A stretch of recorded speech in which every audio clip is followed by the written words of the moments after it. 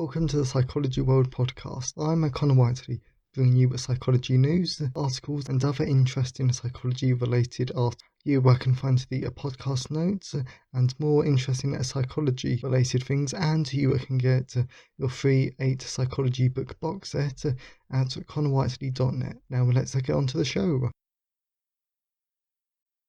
Hello everyone, and welcome to episode 39 of the Psychology World podcast with me, Connor Whiteley. And today's episode is on how social distancing affects child development, and it is the 20th of June 2020 as I record this. So, moving on to the psychology news section, of course we're reading from the British Psychological Society Research Digest, and there's some really interesting articles this week. For example, why are we so quick to scrutinise how low-income families spend their money? I sadly think we are all really guilty of this. Let's read the article. As shops reopening at the UK this week, social media users were quick to pour scorn on hundreds of eager shoppers who queued up to get in. Yes, it's unclear whether this was a good decision to reopen businesses, and there was a certain snobbishness to many of these posts. Most of the ire was directed at those lining outside at Primark, which sells clothes at more affordable prices to those on lower income stuff. And can I just say, Primark actually does some quite nice clothes, even though they're really cheap, but equally I wouldn't buy everything from there. Yes, I am quite snobbish about clothes, even though I have very minimal fashion sense. So where was I? Sorry, those on lower incomes than most other households, high street stores. Meanwhile, queues were also formed outside high-end shops like Selfridges and Harrods, but these shoppers somehow escaped the wrath of most social media commenters. This situation seems to reflect a broader inequality in how we judge others' spending decisions. We are much more willing to scrutinise or even dictate how people on lower incomes spend their money compared to those on higher incomes. There are countless examples of this. Think of a low-income mother who is criticised for treating her children to a very remote out, or the refugee who is shamed for owning a smartphone. New research provides some clues on the origins of this bias across a series of 11 studies in over more than 4,000 participants. Researchers find that we tend to believe lower-income people need less than those on higher income. This in turn restricts our perception about what is acceptable for this group to buy. I think this is a brilliant piece from the Society, and just from psychology research, because it really is, this is really true.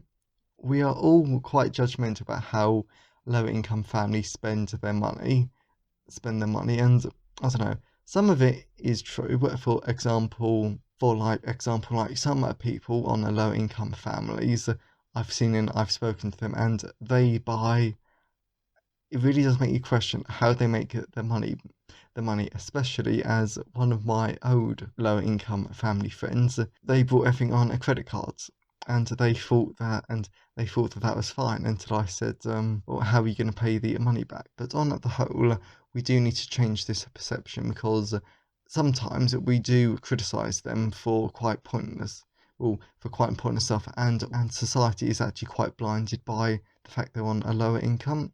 So that's just something to consider when we all next want to criticise how a low income family spends their money. And then we do 2 more. And then struggling to stick to a workout routine. Copying your friends might help.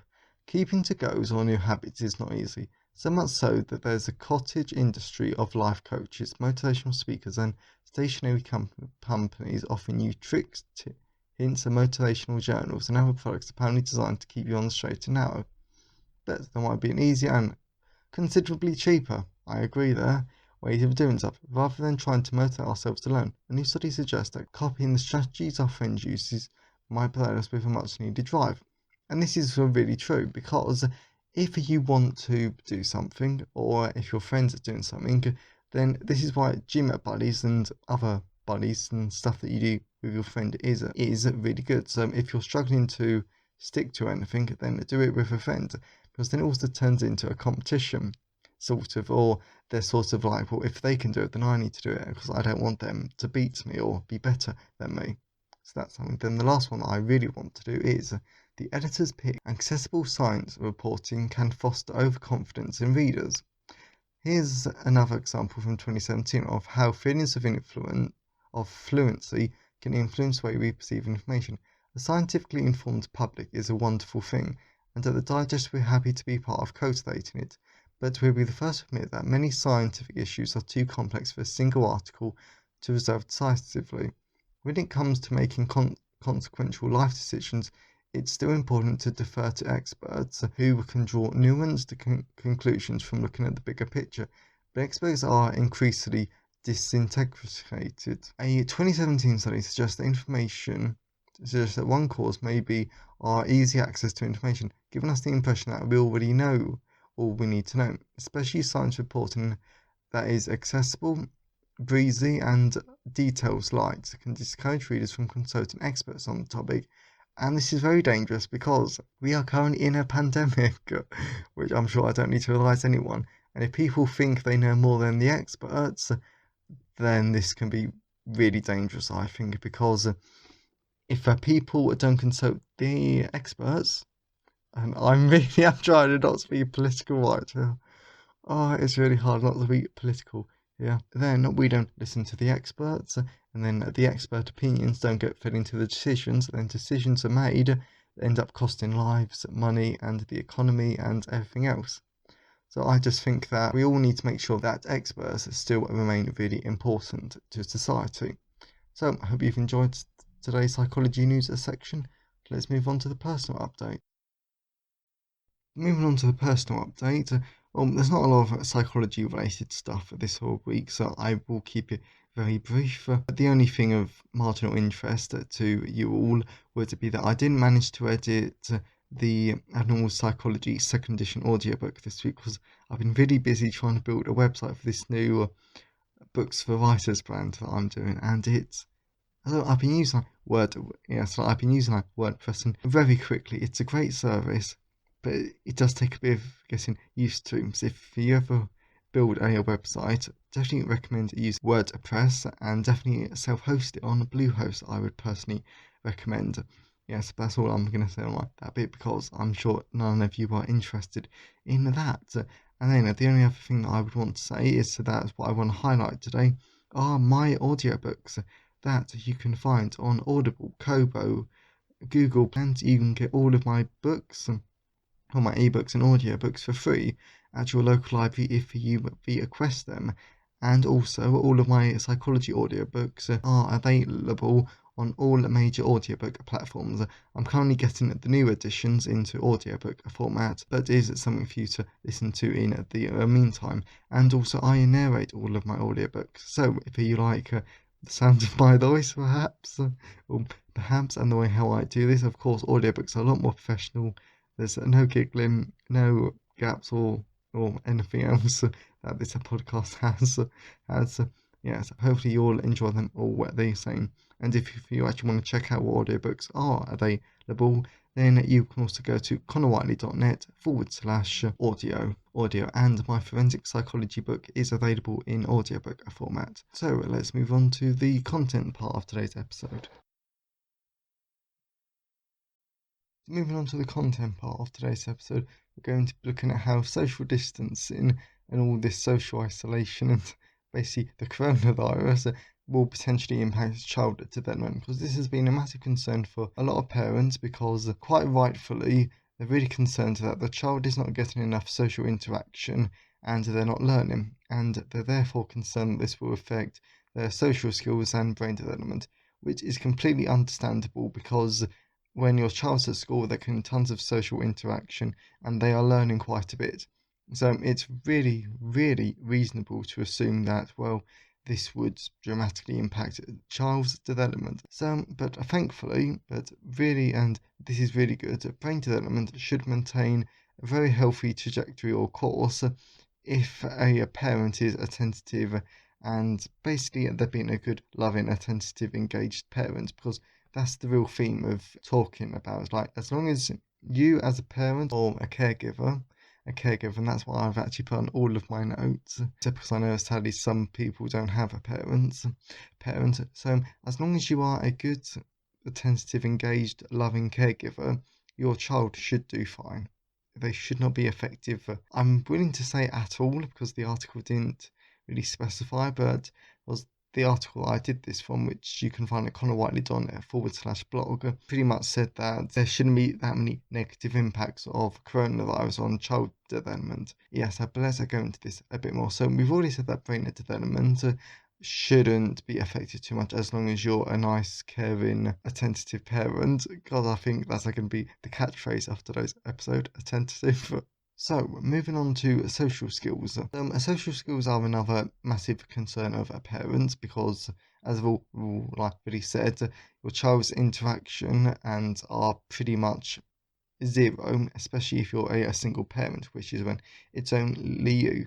But if there's any single parents listening or anyone with a younger sibling who is worried about the social skills development, I would like to reassure you that they should be okay. As long as as long as the caregiver stays engaged and manages their stress response and stays attentive, there's that word again. Yes, that, and the caregiver needs us to provide opportunities for age-related interactive moments, which I had no idea what that meant. So I looked it up, and one of the brilliant ways how parents are actually doing this, and I think as adults we think this is really silly, but it's actually quite brilliant because in my developmental book, I'm releasing it at some point.